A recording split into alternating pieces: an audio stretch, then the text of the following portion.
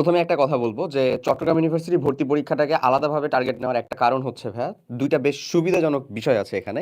এক, যারা আমরা ভার্সিটি প্রিপারেশন নিয়েছিলাম তারাও জানে ভার্সিটির অন্যান্য জায়গার ভিতরে ক্যালকুলেটর ইউজ করা যায় না, বাট এখানে অলরেডি ভাই বলে ফেলছে আমাদের 100 এর আমরা একটা ক্যালকুলেটর ইউজ করতে পারি। ওকে, সো ক্যালকুলেটর থাকলে কিন্তু পরীক্ষা হলে অবভিয়াসলি, এটা খুব সত্য কথা, আমাদের কাছে আলাদা একটা আত্মবিশ্বাস আসে।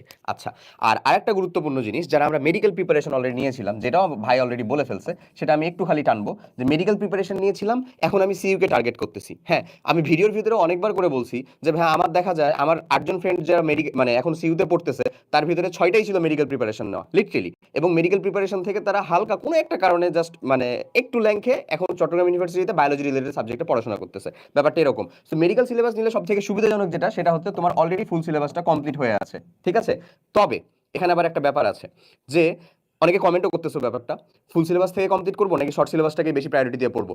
এটা একেবারে সম্পূর্ণ, একটা খুব সত্য কথা, শর্ট সিলেবাসটা সম্পূর্ণ প্রায়োরিটি দিয়ে পড়বা। শর্ট সিলেবাসটা যেটা শর্টে ছিল, এটার কারণ কি? কারণ আমরা কোয়েশ্চেন অ্যানালাইসিস করে যখন আমাদের ক্লাসগুলো কন্ডাক্ট করছি, তখন এটা লিটারেলি দেখা যে আমি কেমিস্ট্রির পার্টটা করছি 25টা এমসিকিউ যেটা থাকে, 25টা এমসিকিউ থেকে আগের বছরে 22টাই আসছে হচ্ছে শুধুমাত্র আমাদের শর্ট থেকে।